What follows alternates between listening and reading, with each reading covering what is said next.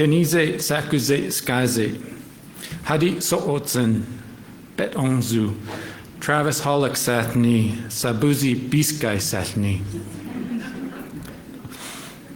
To everyone in the health department watching this online, I express my appreciation and thanks for all that you do.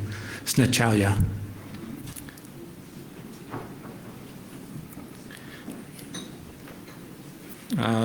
A major focus this year in the health department, kind of building on our AGA theme of history together, has been projects such as Foundry and the Healing Center that you've already heard about today, but I'll go into more detail about them.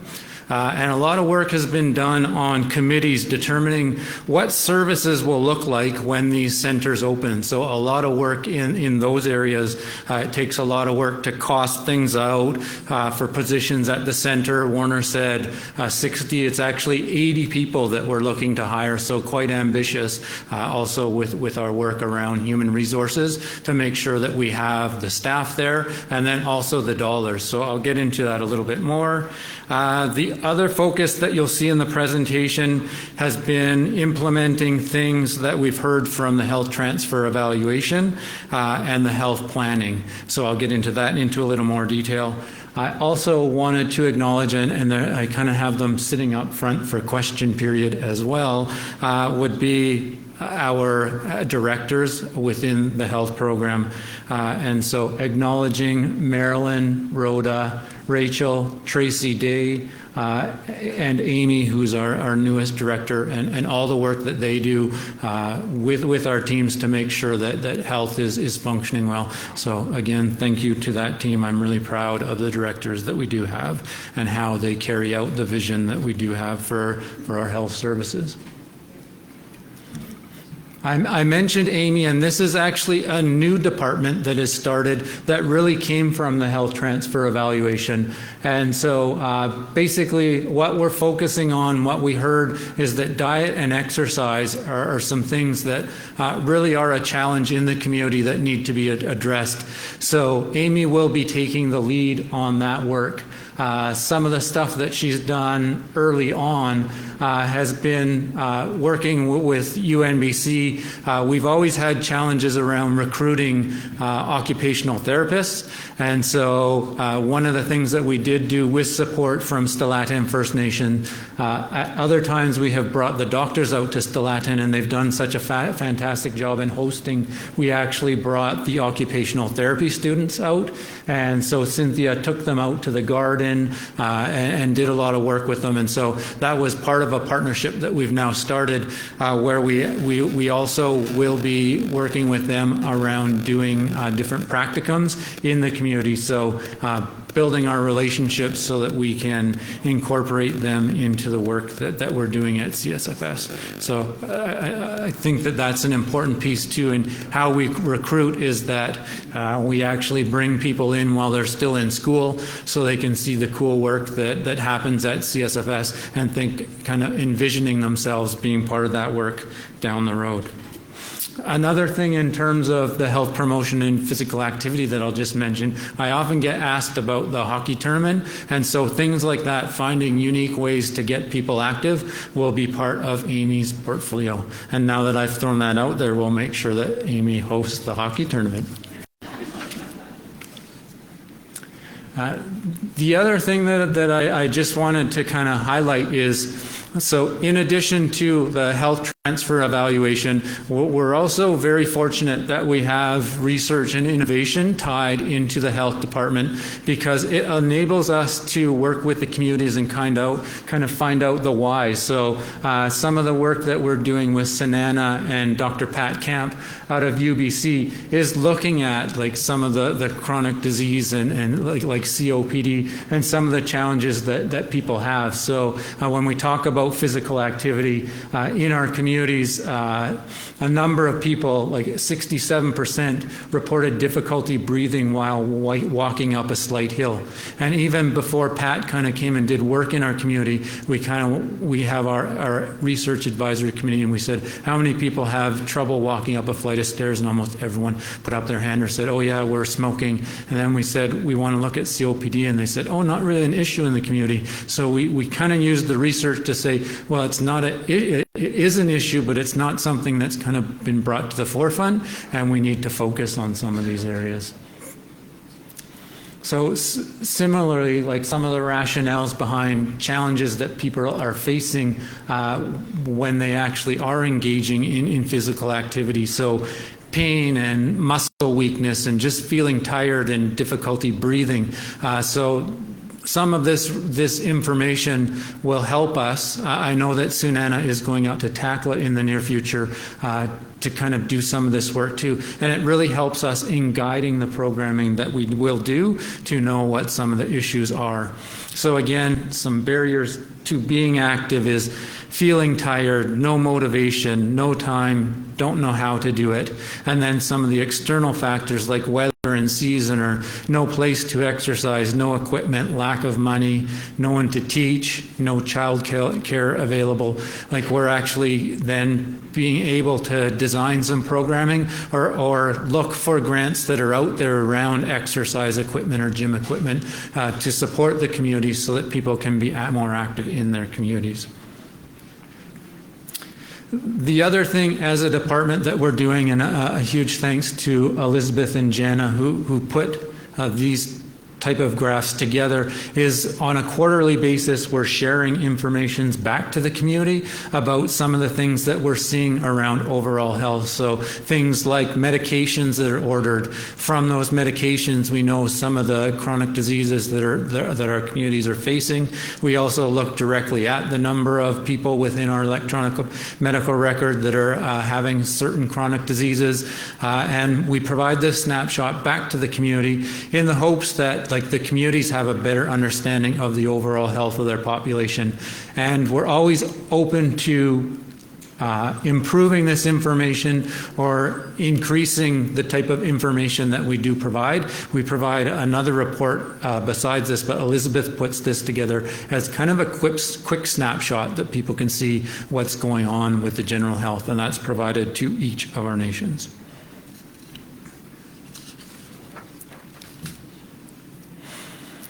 Another big focus that we've been working on that really came from our chiefs kind of declaring the state of emergency in October of 2021 regarding the opioid or toxic drug crisis. So since that time, we've really worked hard to implement our substance use strategy, and we've implemented many of the actions that chiefs called for at that time.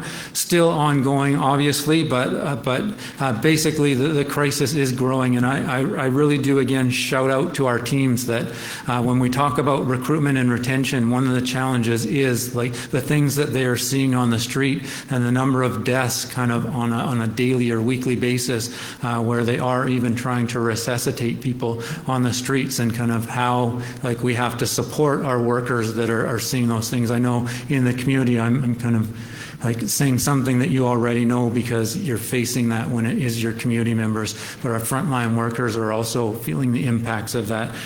So we've really been working to get nurse practitioners as well as our RN team that's going directly out to the community to places like Moccasin Flats and also to Skazea, providing supports to youth there, going into the communities. Another thing that we've been able to implement is community-based detox for those who don't feel comfortable going to a detox at, say, Prince George, that we're able to support them directly in the community. We've had some success.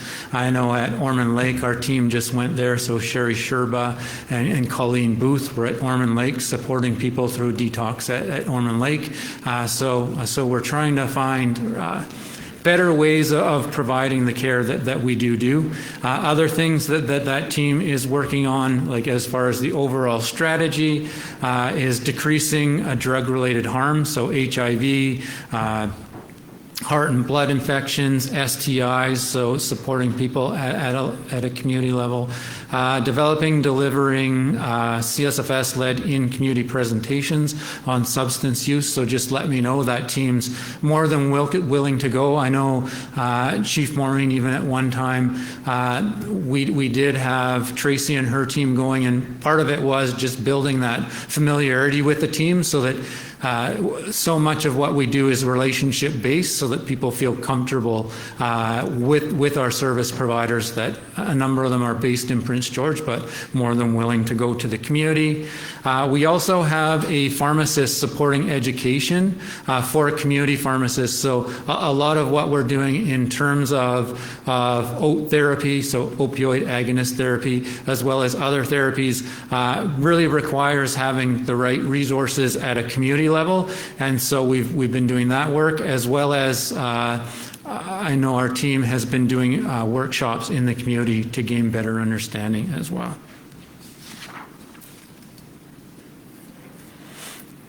Another piece to what we have been doing that took a bit to get up and running, but is a new service on 2nd Avenue in Prince George, is the Sobering Center. So the Sobering Center, really what we're trying to do is build our overall strategy of keeping people safe. And so this tied into, we thought really nicely when the call came out for somebody to be the host agency for the Sobering Center, we thought this ties nicely into our overall strategy, even when we have the Healing Center, because those that need supports when they are intoxicated, it allows them a safe place to go rather than being picked up by the RCMP and taken to cells or sitting in an emergency room. They can go and basically sleep for 8 to 10 hours at the Sobering Center. We provide them food and a snack and showers and a drink, and then send them on their way. But it also enables us with the nursing team that I mentioned to go there on Thursdays and Fridays and just check on people's medical condition. And if they are interested in additional services, like when we have the Healing Center up and running, we can work to kind of get them into detox or into the Healing Center to support them in different ways. So we're really kind of proud of the work that our teams are doing in getting this up and running. So it's for people 18 years or older. It's voluntarily seeking admission, and it's time limited. So a little bit different than a shelter where people are there on an ongoing basis. It is just to kind of sleep off when they are intoxicated.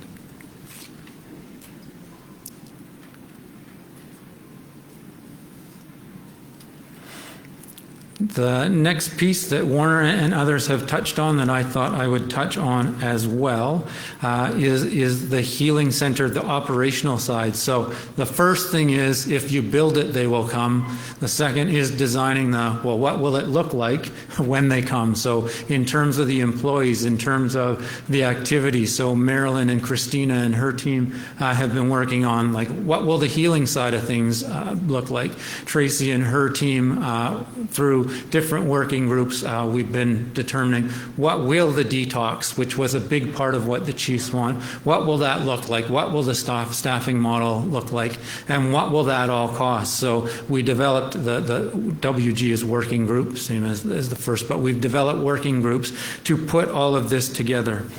And as the Healing Center grows, like, the other thing that I just wanted to also acknowledge is the good work that our ARP team, Addictions Recovery Team, who have worked for the last 20 years, sometimes in conditions that weren't necessarily the best. The hard work that they've done in really, back in the day, you didn't hear about land-based healing, but we were doing it for 20 years, and now it's kind of become a buzzword. So again, Karisakani has been trailblazers, and I just want to thank Marilyn and all of the ARP staff that have worked so hard, like, in difficult conditions to kind of, like, hold us up till we actually got a healing center, and Mabel and others who advocated for this for so long to actually be one of the services that we will provide.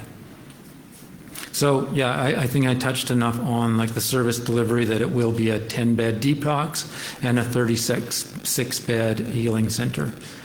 Marilyn probably doesn't want me saying that it's 49-day continuous intake, but basically it'll be programming like 7 days at a time, so kind of 7 different programs. We anticipate that it'll be about a 49-day time period that people will be at the healing center. And we're still working on some of those second stage recovery pieces as well. That will be like, first we want to get the healing center done, then we'll determine those other pieces that will also be so valuable.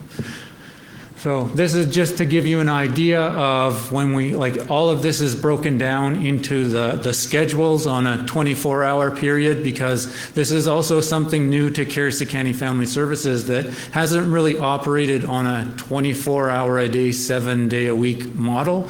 And so like we've had to do a lot of work around what do those shifts look like? How do we actually build a plan to provide the care that people need in a safe way, recognizing that Katchik Lake is a little bit more of a distance away than, say, like a detox at the hospital where they have more access to ambulances and other things quickly. How do we actually make sure that we're doing things in a safe way? So a lot of work around scheduling and determining what our organizational charts will look like for when we actually implement the healing center. So just to give you an idea of all the background work that we actually do. And then as part of that, we also developed a business case. So once you have all of the how are we doing it, then you also need to determine what are the funds that it will actually take to run this on an ongoing basis.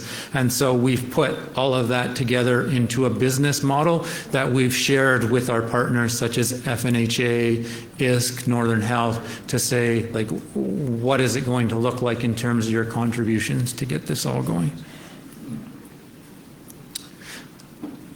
The next project that also has kind of been talked about a little bit in the room, because we are proud of all these facilities that we've been building, is Foundry. So you can see some of the pictures there around the conceptual design of the Foundry and what it will look like in Burns Lake. Again, with the Foundry, community driven. So Randy and Katie, who is our fundraising person, have done a lot of work with the communities around what will this look like? What would a Foundry in Burns Lake look like in particular? Because Foundry is a model that when back in the day, when Chicky said, hey, you should apply for this, I think about 4 years or 5 years ago, she said, hey, I think you should apply for a Foundry. They've got an open call. When we looked at it, like that whole idea of having primary care and mental health and social services and peer support all under one roof, it really resonated with Carriacou County Family Services in like our own holistic approach to health. So we said, yeah, that definitely like kind of meets with us. But the other piece with Foundry is that, like, as a brand, they wanted to make sure that youth anywhere in the province, no matter where they go, so there is a Foundry in Prince George, there's a Foundry in Terrace, kind of in the north. When they go, they know the type of services that will be there. But we also wanted to make sure, in terms of that branding piece, Marlena, that it also reflected the community of Burns Lake. So like the wood features and other things, even in terms of colors that we had to work with Foundry to say, while we appreciate like branding and that Foundry is a brand that we want recognizable, it also has to be for the youth and make them feel comfortable. So we've done a lot of that work. As part of that is the youth engagement that we have done. So we have a youth advisory committee. In the building design, they were part of that, as well as our leadership groups, but also right down to colors and other things. So I provided an example there of carpets that you said, yep, this is the color and this is the type of carpet that we actually like. And we've done a lot of work to make sure that we've kind of touched all of the different groups in Burns Lake of youth. So doing different things like volleyball, soccer, basketball camps to get youth out, and then also having committees and going to different groups to make sure that everyone feels included and that everyone's voice mattered in the process. So I think in the last engagement was just over 200 people that were there, where we were actually looking at carpets and other things. So we went to the high school and the youth participated in that. I'm also going to give a shout out in this one to my daughter. So this being a family affair, it was my daughter who actually was part of the soccer camp. So she plays for the UMBC Timberwolves, and she was able to come out and kind of get feedback from the youth there. The final thing that kind of is on my list to talk about is the health transfer agreement. So that was another thing kind of going into this year that was a big push for us because our 10-year agreement expired in March of 2023. And so it's been a year-long process, and thank you to the chiefs. We had another meeting yesterday. Thank you for all of your support. We definitely want an agreement that meets the needs of community.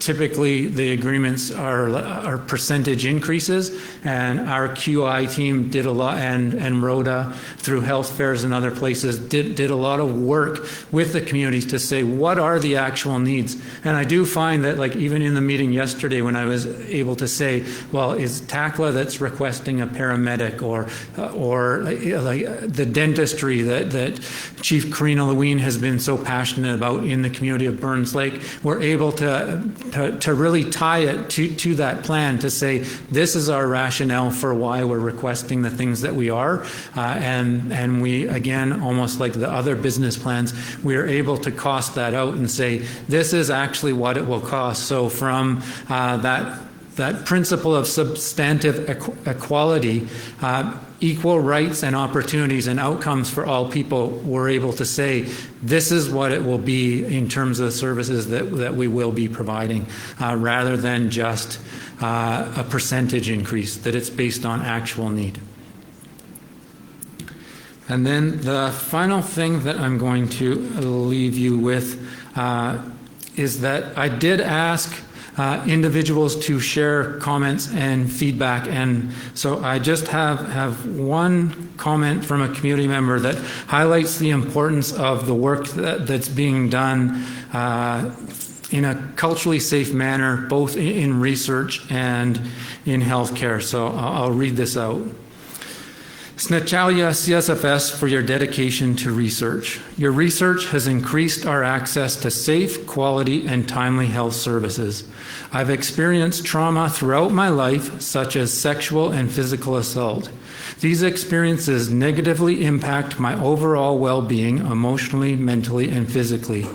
On a daily basis, I feel shame, denial, and withdrawal, or isolate myself, facing chronic depression. My biggest battle is trusting people and feeling safe. The lack of trust and feeling unsafe with people, including healthcare workers, has caused me to have poor health. I do not seek medical services when I'm sick or when I need routine health services such as mammograms and Pap tests. Over the years, I was able to develop relationships with the physicians at Kirisakani Family Services. The positive relationships made me feel safe, which enabled me to trust that I can talk about my well-being and build a health plan. One of the main health screening that we focused on that I neglected was Pap tests. As a sexual assault survivor, I avoided Pap tests because I did not feel safe or trust anyone to do this procedure. When I did a Pap test, it was always traumatic, which took a long time for me to recover mentally and emotionally. Today, because of the cervix self-screening research CSFS conducted, survivors like myself can do a self-test where we feel safe. The cervix self-test screening being available at Kirisakani Family Services clinics, I was able to do a self-test which detected abnormalities and needed further testing. I have since had additional tests and procedures. CSFS's dedication and lead in research has saved my life and is making it safer and easier for us to access health services. Your work is appreciated. It's saving my life. With that, Masai.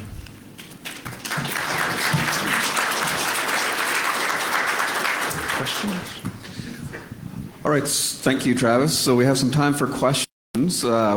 Being conscious of the fact that we do have lunch, I think, waiting out for us, and it's warm. So I'll recognize Chief Maureen Lugie with the first question from the floor. For those of you online just joining us, we're coming to you from Lake Territory, downtown Prince George, Ramada Inn. Chief. Masai. Masai, Travis, for your report. What I wanted to say to the health department is that this community wellness worker that supposedly exists in Burns Lake, I'm not sure if you found a worker yet, but I think it's not just our community among the 6 First Nations in Burns Lake that are experiencing clients who are just having their lives taken over by addictions. You just need to drive through Burns Lake to see and witness and observe what's happening in Burns Lake. I think all of our leaders are concerned about that, and I would like CSFS to be very concerned about that. You take a drive through the village of Burns Lake and watch the young people on the streets. And so I don't know what's happening with that position, but if that could be communicated to us about what is happening, that would be very important to us. I sincerely appreciate the work that is being done because I view all of that work to be, you know, if we have short-term, mid-term, and long-term goals, a lot of those goals are mid-term and long-term that are not going to happen immediately, but yet the needs out there are very great regarding addictions and mental health. And we all know in this room that BC and Canada are not putting money towards mental health. And so with those who are going to Ottawa, are you lobbying for mental health money? Is it a provincial lobby? Is it a regional lobby? Is it a tribal-wide lobby? I know that you know, it is a really big issue right across Canada, all over Indigenous territories. And we just have to go down to the downtown east side. We need to go here on Moccasin Flats to realize just how serious it is. And I appreciate that you've acknowledged the opioid crisis. And, you know, I don't expect that the health department has all the answers, but you do have a lot of influence. And you have doors opening for you that those doors I consider would be opened for us in the communities. And so we haven't had a NADAP worker, and what we're struggling with at Wet'suwet'en is that we are short-staffed. We are lacking capacity, but I don't think it's just us. Since the pandemic, I think business, industry, government, Indigenous organizations are, you know, we have about 10 to 12 vacant positions within our offices, and that in itself is we have to find a new strategy to be able to offer services to our people. And so I'm not sure if CSFS is considering that strategy. I know that we are. We have to try to do things differently, and people like to work remotely, and it really is an employee's market right now. And so I do acknowledge that perhaps you're struggling with getting the community wellness worker in Burns Lake. If you have that person, I honestly don't know who that is. And I did express to Warner by email, and I did express a whole list of concerns that Wet'suwet'en has been experiencing with the lack of services in our community, the lack of presence in our community from the frontline workers. And I would like to request that that particular part be improved. So I just wanted to acknowledge the Healing Center, and it's very true that CSFS has been doing the land-based healing for quite a few decades, and I've watched the work being done at Ormond Lake. In fact, one of our members, Janice Niski, works out there. And so I wanted to also express that, and some of you might have heard me express this, but I enjoy expressing it because it's made a really positive impact on my personal life. My niece here mentioned that myself and all of my siblings were sent to Prince George College. We would leave in September. We would come back for 2 weeks in December. And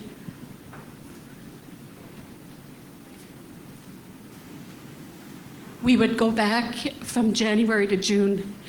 And that's how long we were without our parents. And I acknowledge the people who have gone to LeJac and other residential schools, but there are people in other schools that have experienced the same thing. And so I had no idea that this is something that impacted my own life, and how all of that separation, trauma separation, and what they consider abandonment, that all of that played out at every board table that I sat on. And it plays out in your workplaces. Our people don't know they're in trauma. And when they are in trauma, they don't know how to deal with it. They don't know what to do. And so what we have been doing at Wet'suwet'en for quite a few years is we have been looking for answers on our own, using our own source money, because there are no answers immediately in Burns Lake. There are no answers within our tribal territory. There are some answers that are coming, but we decided to just take the bull by the horns and start sending our people to different outlets for healing. And I know that there are others that have criticized us for the way that we approach this, but we are not getting those answers, so we have to be independent, and we have to make the decisions as Indigenous leaders to help our people. And we've been helping, and it is not perfect at all. It's far from perfect, but at least we're making the effort, and we're putting in the time and the money to invest in our people. And so the point I'm trying to get to is that I attended the FNHA conference on addictions in March. I didn't attend the whole 3 days, but I saw Dr. Gabor Mate's name on the agenda, so I raced to Prince George despite my crazy busy schedule, and I wanted to hear him because I heard so much about him. And he's the kind of person that needs to be at this AGA talking to our people. And he needs to be getting his message regarding trauma out to our people. And so the very first thing he asked everybody, there was about 300 people from all of our communities. And I love what FNHA does, but I think that it needs to come from CSFS as well. And the first question he asked the people is, how many of you have done the ACE test? And only 10 people out of 300 put their hand up. And the ACE test is ACE, it's the Adverse Childhood Experiences. And what it does is you can just Google it and do the test right on the spot here. And you answer 10 questions and you'll get 5 out of 10, 6 out of 10. He said most people on the downtown east side get 10 out of 10 when he counsels them. He's actually worked down there. And so there is an answer for what's going on the streets in all of our villages, towns, and our cities, all of our territories. And I think the most effective that I've seen is the land-based healing and connecting our people back to who they are as Wet'suwet'en people, their language, their culture, and the traditions, being on the land. Those are things that have been most effective for our people. And so I did the ACE test. I was scared to do it. I thought, I don't know what score I'm going to get. I got 5 out of 10. And even that 5 out of 10 just brought so much pain within me internally, and it was more related to me being separated from my parents. And then going to Prince George College at the age of 12 when my grandmother just died, I was grieving. We didn't talk about grief back then. We didn't know what grief was. And so now that we know what grief is, how do we address it? And so there's many of our people that are still stuck in their grief, even if they've lost a loved one 10 years ago. And so it's important that our people understand how to heal. And so, most of the results of trauma is addictions. And so what we've done is we looked on his website called Compassionate Inquiry, and on that website is a list of practitioners. and they are trained in the area of compassionate inquiry. And so we've hired a few of those practitioners to begin counseling the people in our community. And I'm telling you, it is making an enormous difference in relationships. I must have taken maybe 9 sessions, 8 sessions, and I don't feel like the same person.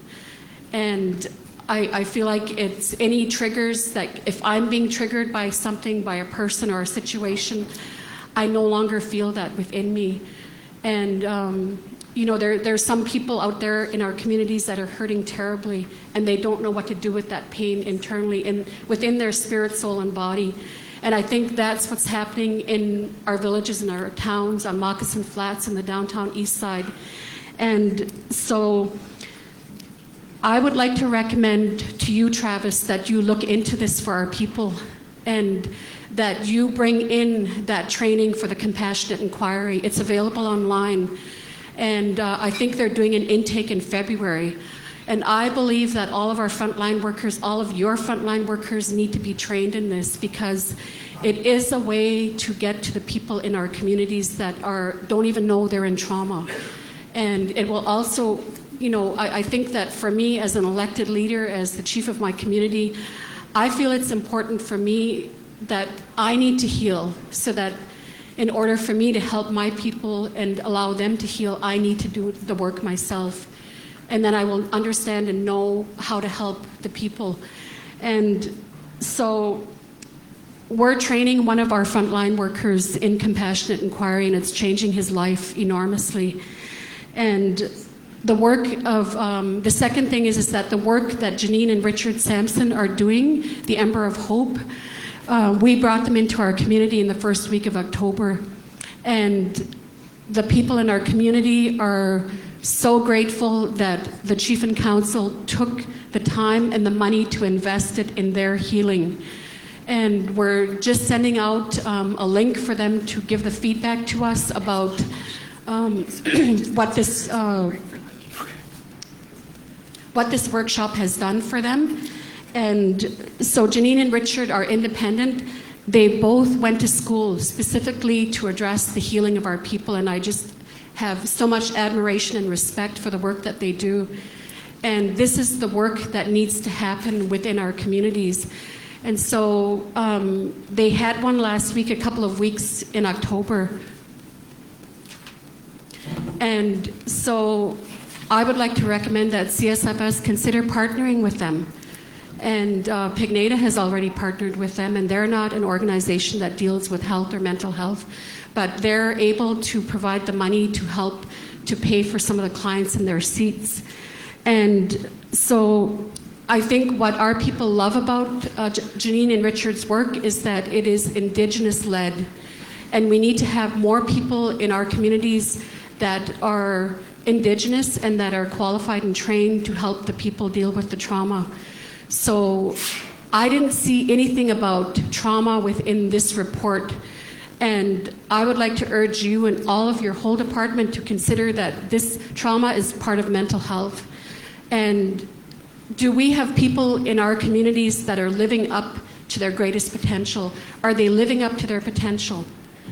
Are we, in this room, are we personally living up to our potential? Do we feel like we're being hindered by areas of trauma in our lives? Then we have an opportunity to heal. And so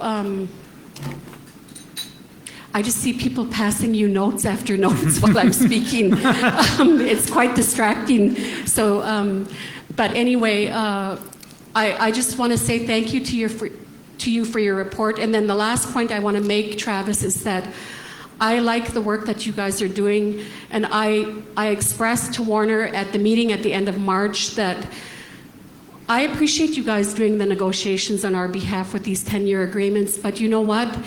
I think there needs to be an opportunity for people within our communities to be trained as negotiators, to sit at those tables, to negotiate jurisdiction, to negotiate these health programs. It's so nice to see that we have a presence at those tables, but I would like to encourage you guys to start training people from within the community. I know you're doing wellness committees and so on, but I think, build that capacity within the communities and bring in the negotiation skills training and the conflict resolution training so that people who represent us at these tables are coming from our communities. And I would like to encourage that. I know you're doing a 10-year agreement, but in the next 10 years, how many people can you build up so that when the next 10-year agreement comes up, that our people are sitting at that table and being well represented by all the nations from every community and letting the government know exactly what it is we want in health.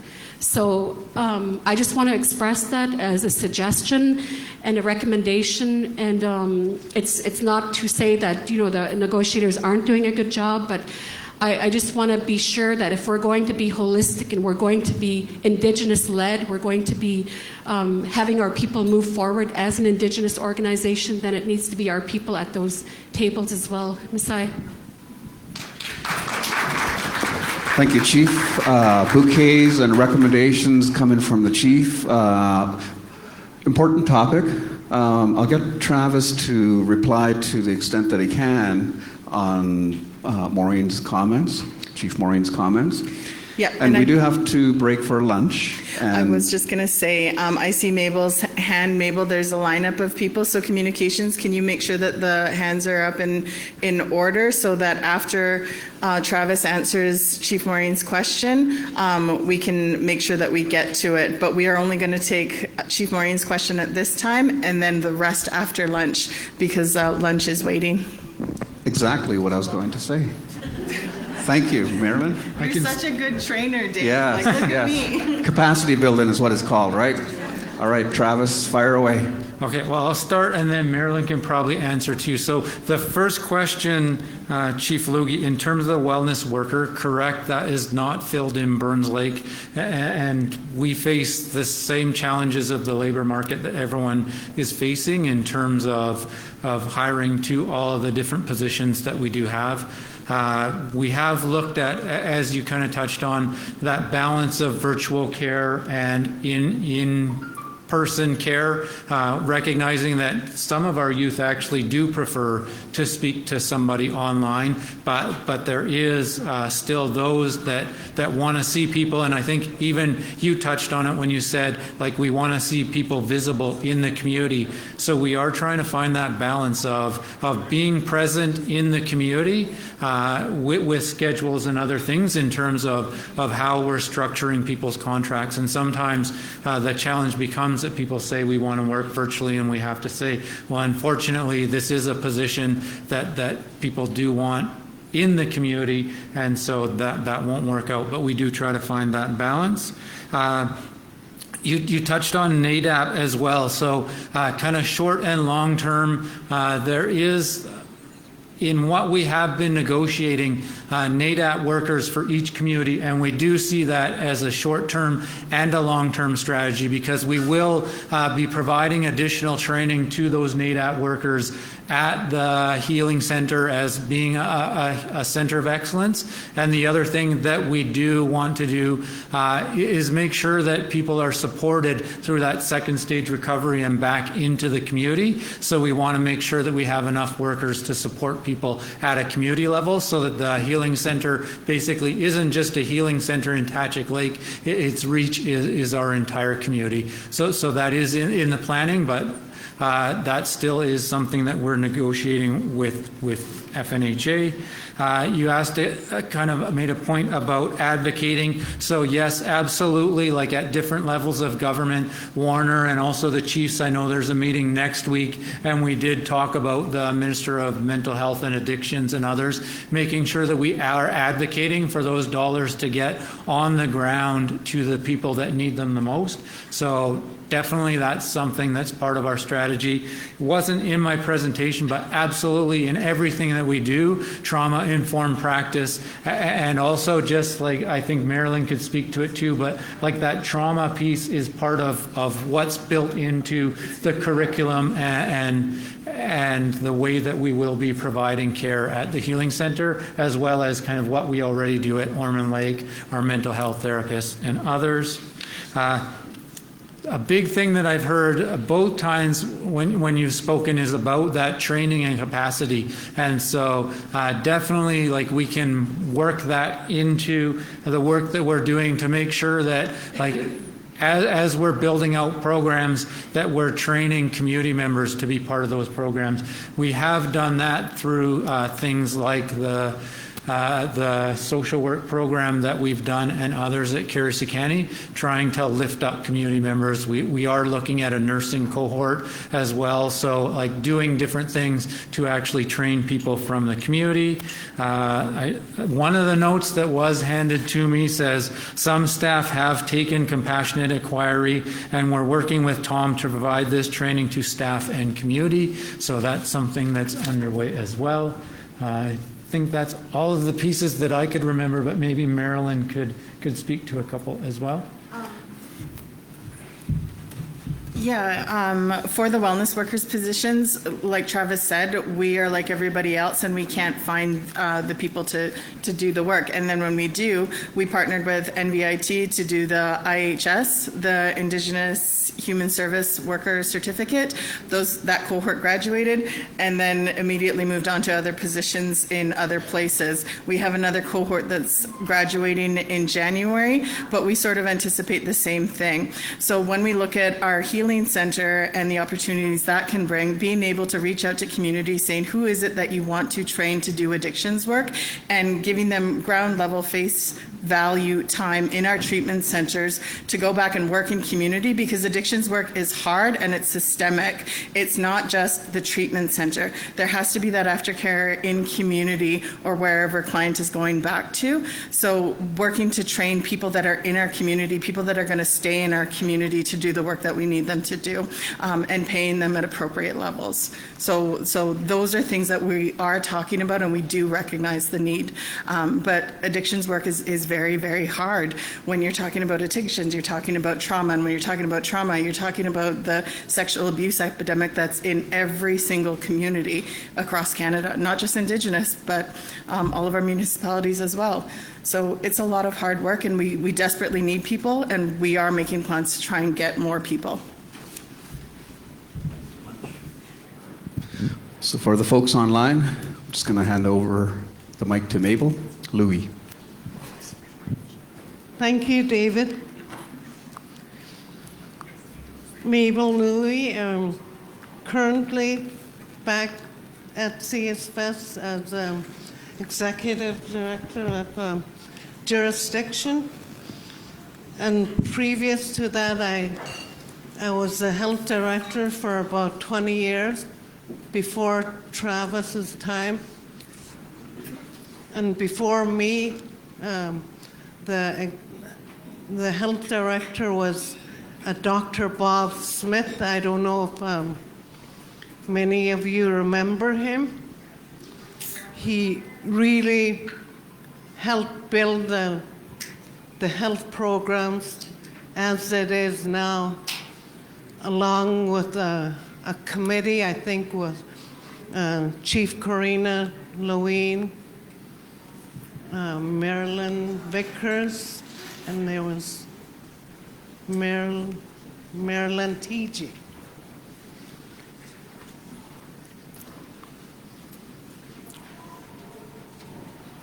And I just wanted to mention it's several times there's been discussions and concerns about the lack of staff, whether it's professional staff or staff at the community level.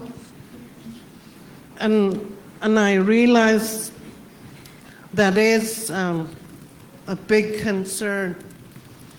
And Chief Maureen was talking about the lack of drug and alcohol workers. And I know we have the lack of drug and alcohol workers at CSFS and at the community level. That isn't something new. CSFS put together a chemical addiction program training quite a few years back, and at the time Cecilia Sam, who is now counselor at Burns Lake, a council member at Burns Lake Band, led the chemical addiction students in attaining their certificate, and I know it was a very difficult task for her at the time. We had a very difficult time trying to get people to be able to take that program. And now we're going to have a new treatment center, and we're going to need more addiction workers. And I know at the community levels we still have the shortage of addiction workers. So I'm hoping that Travis will have another certificate program. I always tell FNHA whenever I can to ensure that they do fund another chemical addiction program. And it's not only in the addiction field that there's a shortage of staff, there's a shortage of staff in mental health. And now we're working on jurisdiction. Mary has a current staff, and there's shortages in her program. And then we're going to have future state where CSFS will need more staff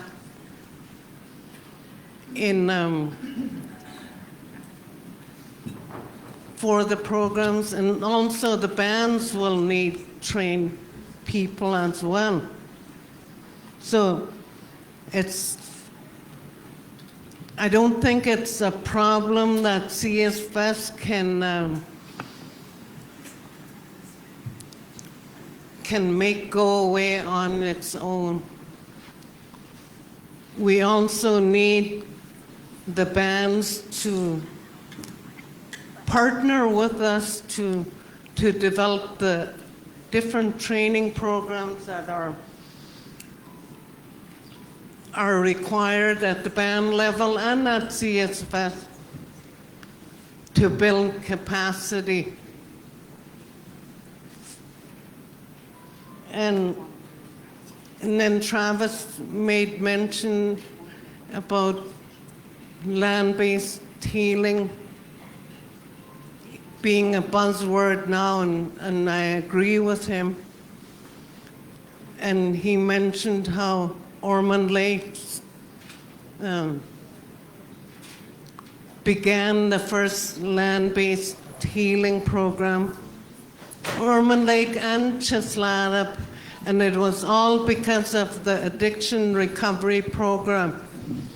When CSFS first got the funding to have the addiction recovery program, and it first began in Cheslada.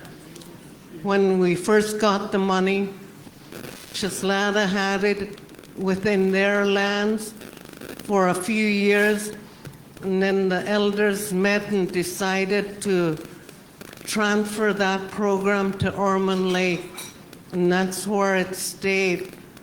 And as Travis mentioned, they went through some pretty rough, rustic conditions.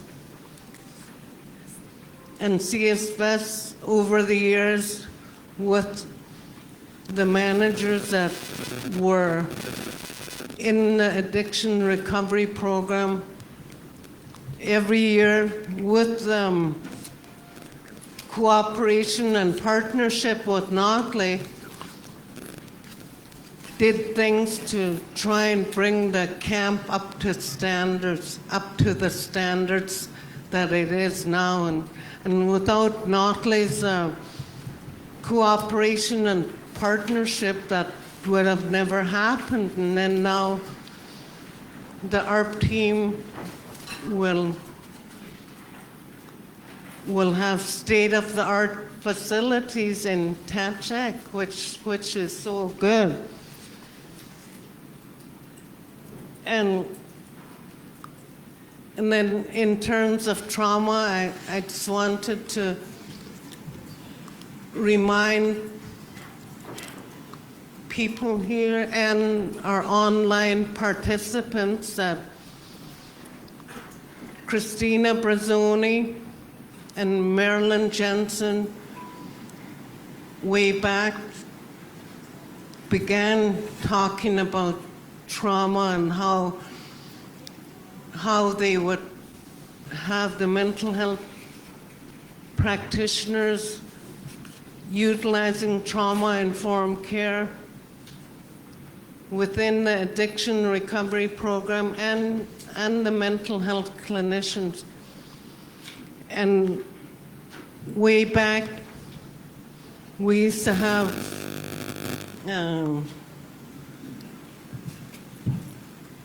health conferences, and at one of the health conferences prior to,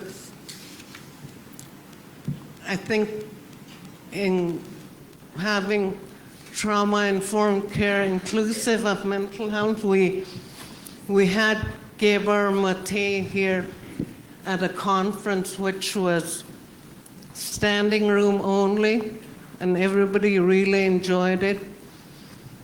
And so I know the mental health team is aware of that. And the other person that we had at one of the conferences was Sheldon Kennedy. And Sheldon Kennedy was a hockey player who was sexually abused by his coach. And there too we had standing room only. And the reason we had Sheldon come to a conference was way back then we knew sexual abuse was a problem in some of our communities. Now that we're talking about jurisdiction, sexual abuse is something that we have to come up with a way to have the abusers perhaps in an offender program, and then trauma-informed care for the victims. And that was really one of the reasons Mary T.G. and I worked together to begin the discussions about having a child advocacy center, which will be very crucial to our jurisdiction programs in the future state. So that's all I wanted to comment on. Thank you, David. Thank you, Mabel. Travis? Sure. I think a big thing, Mabel, that you've touched on is staffing, recruitment, and so maybe I'll speak to that, and that might address some of the online questions as well in terms of some of the things that we are doing. And Brad can also, if I miss things, can also speak to this in terms of the different things that we are doing to recruit staff. I did show like some of the work that we're doing to even kind of identify the positions required. So that was kind of the first step. What are some of the needs that we will need to address in terms of those overall positions?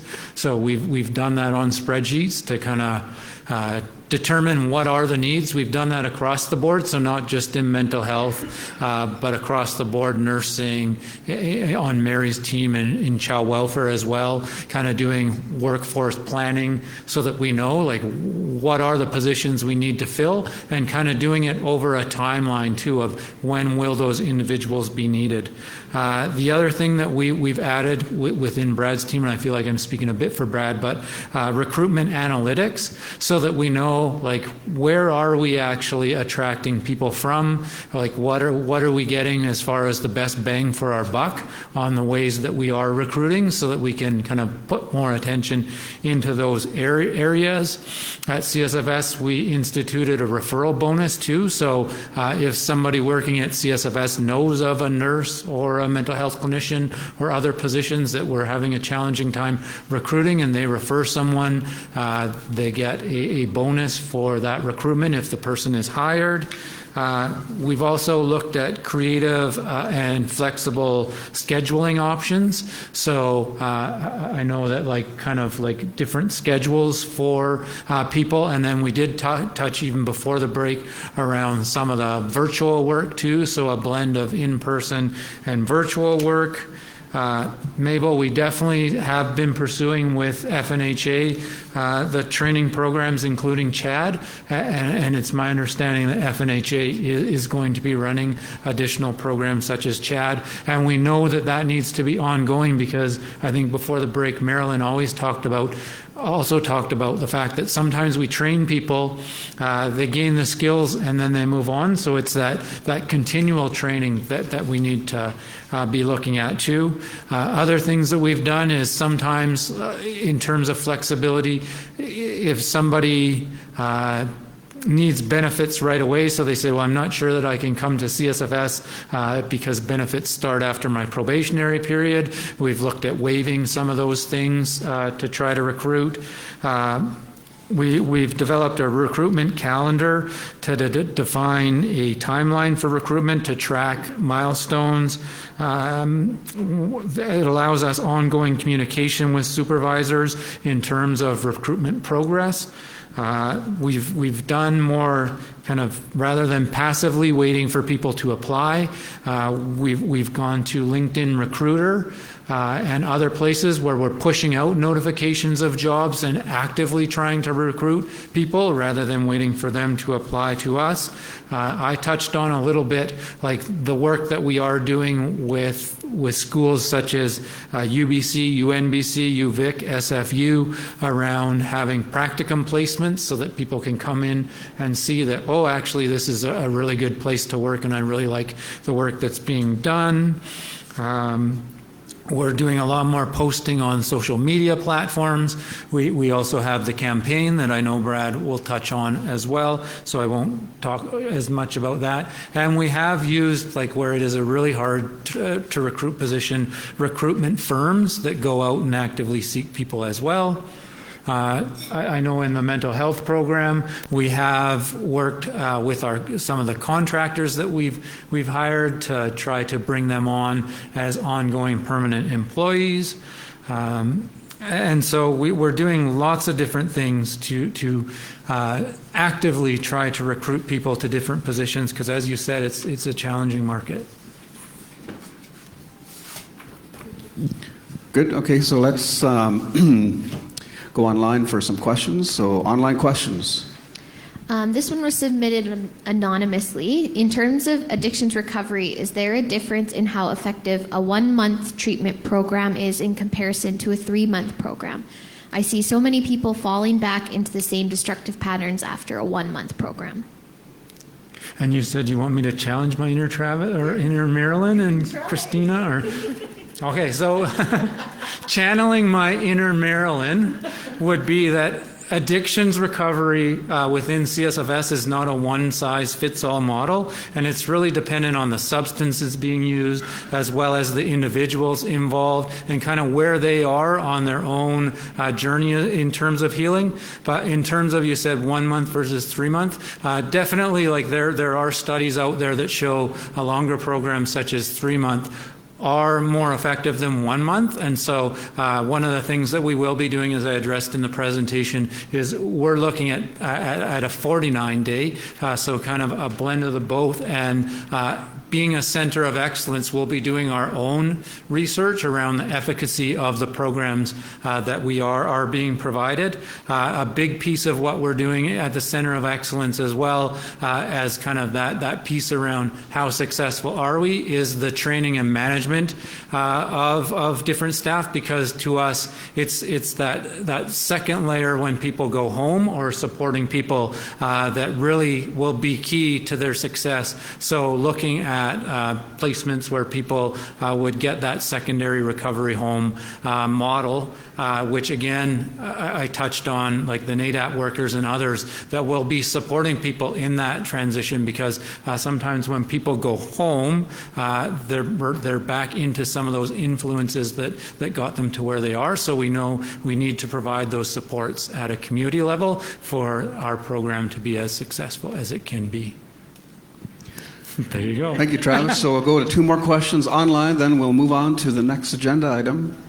I know this is an important topic. Likewise are the other topics. So we'll go 2 more questions online.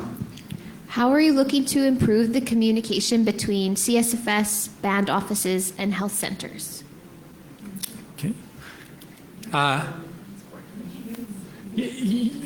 I'm getting help now even from the team. So yeah, some of the things that we do is we have quarterly health manager meetings where we discuss a number of issues. The other thing that we've done is a community calendar. We recognize that like communities and CSFS is growing, and so we want to make sure that people know when different staff will be in the community. So we're working with the communities to post that calendar of events and things also for staff, so that they know, oh, okay, if an event is happening on this day, I probably don't want to draw half of the same crowd. And so we are working on those pieces. I know communications also has the external communications individual that I think can be a bigger part in sharing with the communities around some of the things that we're doing. And then internally, we do have SASYA, where people can share a calendar of when they will be going to the community, so that everyone is kind of on the same page around things and events that are going on.